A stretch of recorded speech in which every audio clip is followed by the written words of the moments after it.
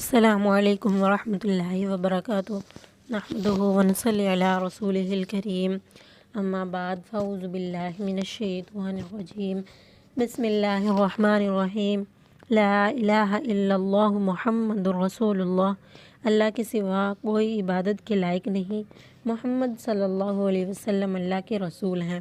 لا الہ الا اللہ محمد رسول اللہ، یہ کلمہ معرفت بھی ہے اور کلمہ عبدیت کا بھی ہے۔ ساری کی ساری کامیابیاں صرف اللہ ہی کے ہاتھ میں ہیں۔ اللہ تعالیٰ کی ذات حقیقی ذات ہے، باقی سب کو اللہ تعالیٰ نے پیدا کیا ہے۔ اللہ کی صفات حقیقی صفات ہیں، باقی ساری صفات کو اللہ تعالیٰ نے ہی پیدا کیا ہے۔ اللہ تعالیٰ نے ہماری اور ساری دنیا کے انسانوں کی دونوں جہاں کی کامیابیاں صرف اپنے حکم سے رسول صلی اللہ علیہ وسلم کے طریقوں سے پورا کرنے میں رکھی ہے۔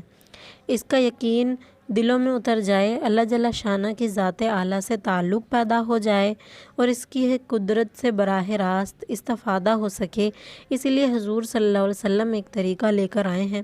جب یہ طریقہ اور سلیقہ زندگیوں میں آ جائے گا تو پھر اللہ تعالیٰ کی طرف سے ہر حال میں کامیابی ہی عطا ہوگی۔ کلمہ طیبہ میں اپنے یقین اور اپنے جذبے اور اپنے طریقے کو بدلنے کا مطالبہ ہے۔ مطلب یہ کہ اللہ تعالیٰ سے سب کچھ ہونے کا یقین ہمارے دلوں میں آ جائے۔ اللہ تعالیٰ کے پاس چیزوں اور حالات کے لامحدود خزانے ہیں۔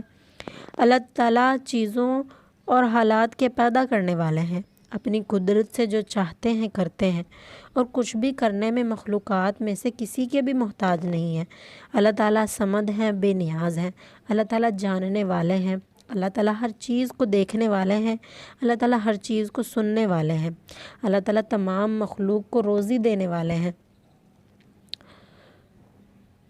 اور اللہ تعالیٰ ہر چیز کے پیدا کرنے والے ہیں۔ گویا کہ اللہ تعالیٰ ایسی صفات اور کمالات والا ہے کہ اگر دنیا کے تمام سمندر سیاہی بن جائیں اور اتنے ہی مزید سمندر بھی سیاہی بنا لیے جائیں اور کائنات کے تمام درختوں کی کلمے بنا لی جائیں اور پھر اللہ تعالیٰ کی تعریف لکھنی شروع کی جائے تو وہ سیاہی ختم ہو جائے گی، لیکن اللہ تعالیٰ کی تعریف اور صفات ختم نہیں ہو سکتی۔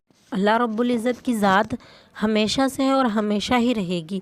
وہ اول ہے، وہ آخر ہے، وہ ظاہر ہے، وہ باطن ہے۔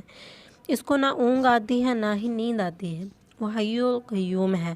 اللہ تعالیٰ سب کا خالق، مالک اور سب کچھ کرنے والی ذات اللہ ہی کی ہے۔ وہ جو چاہے کرے، یہ بات ہمارے دلوں کا یقین بن جائے کہ اللہ تعالیٰ سب کچھ کے بغیر کچھ بھی کر سکتے ہیں۔ وہ اپنی قدرت سے جو چاہتے ہیں کرتے ہیں۔ اللہ تعالیٰ نے اپنی قدرت سے ہی حضرت آدم علیہ السلام کو بغیر ماں باپ کے پیدا کیا، اسی طرح حضرت عیسیٰ علیہ السلام کو بغیر باپ کے پیدا کیا۔ ان کی والدہ حضرت مریم علیہ السلام کو بند کمرے میں بے موسمی پھل بھی عطا کیے۔ ان کو پھر حضرت مریم کو حضرت عیسیٰ علیہ السلام کی پیدائش کے وقت کھجوریں اور پانی کا چشمہ بھی عطا کیا اور حضرت عیسیٰ علیہ السلام کے ہاتھ پر مردہ کو زندہ کیا۔ یہ سب اللہ تعالیٰ ہی کی قدرت ہے۔ اور اسی طرح کوڑی کو ٹھیک کر دیا، حضرت عیسیٰ علیہ السلام کے ہاتھ پر اندھے کو آنکھیں عطا کی، اور اللہ ہی کی ذات ہے جس نے حضرت ابراہیم علیہ السلام کے لیے آگ کو گلزار بنا دیا، حضرت اسماعیل علیہ السلام کی ایڑیاں رگڑنے پر آب زمزم نکالا، حضرت یونس علیہ السلام کی مچھلی کے پیٹ میں حفاظت کی، حضرت زکریہ علیہ السلام کو بڑھاپے میں بیٹا ہونے کی خوشخبری سنائی، حضرت موسیٰ علیہ السلام کے عصا کو اژدہا بنایا، پھر اژدہا بنا کر اس کو واپس عصا بھی بنایا۔ یہ اللہ تعالیٰ ہی کی قدرت سے ہوا، اللہ تعالیٰ ہی کے حکم سے ہوا۔ اور اسی طرح حضرت داؤد علیہ السلام کے لیے اللہ تعالیٰ نے اپنے حکم سے اور اپنی قدرت سے لوہے کو نرم کر دیا، حضرت سلیمان علیہ السلام کے تخت کو ہوا میں اڑایا، حضرت صالح علیہ السلام کی قوم کے لیے پہاڑ سے اونٹنی کو نکالا، اور اسی طرح ہی اصحاب کہف کو 309 سال سلایا اور پھر اس کو زندہ بھی رکھا۔ اور اللہ رب ہی وہ ذات ہے کہ آپ صلی اللہ علیہ وسلم کی غار ثور میں حفاظت کی، اور حضور صلی اللہ علیہ وسلم کی انگلی کے اشارے پر چاند کے 2 ٹکڑے کیے، اپنی قدرت سے 7ویں آسمان پر بلا کر حضور صلی اللہ علیہ وسلم کو اپنے سامنے بٹھا کر معراج کروایا۔ جنگ بدر میں مسلمانوں کی 313 کی تعداد کو اپنے 3 گنا پر غالب کیا۔ اصل کرنے والی ذات اللہ تعالیٰ ہی کی ہے۔ زندہ سے مردہ پیدا کر دے جیسے مرغی سے انڈے کو، اور مردے سے زندہ کو پیدا کر دے جیسے انڈے سے مرغی کو۔ یہ بہت ہی عجیب بے مثال ہے کہ اللہ تعالیٰ ہی کی قدرت ہے کہ انڈا مردہ ہوتا ہے اور اس سے زندہ مرغی پیدا ہوتی ہے۔ اصل طاقت اللہ ہی کی ہے، کامیابی مال اور عہدے میں نہیں ہے، کامیابی مال اور عہدے میں بالکل بھی نہیں رکھی۔ زندگی کا بننا اور بگڑنا اللہ تعالیٰ ہی کے ہاتھ میں ہے، جیسے اللہ تعالیٰ نے آگ میں حضرت ابراہیم علیہ السلام کی زندگی بنا دی، اور اسی طرح نمرود بادشاہ کو تخت پر بٹھا کر بھی اس کی زندگی بگاڑ دی۔ حضرت موسیٰ علیہ السلام اور ان کی قوم کو بغیر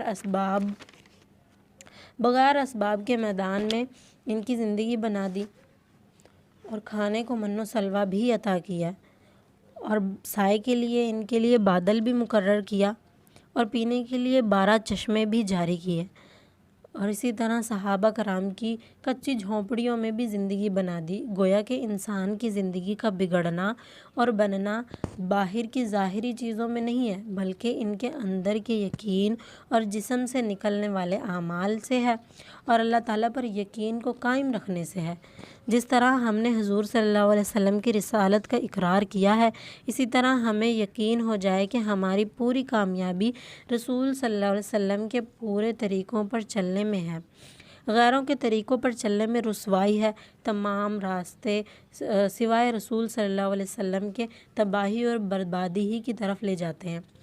اللہ رب العزت کا ارشاد ہے کہ اے نبی کہہ دیجئے، اے لوگو، اگر تم اللہ کے ساتھ محبت کرنا چاہتے ہو تو تم میری تابع داری کرو، اللہ تعالیٰ تم سے محبت کرے گا اور تمہارے گناہوں کو معاف فرما دے گا۔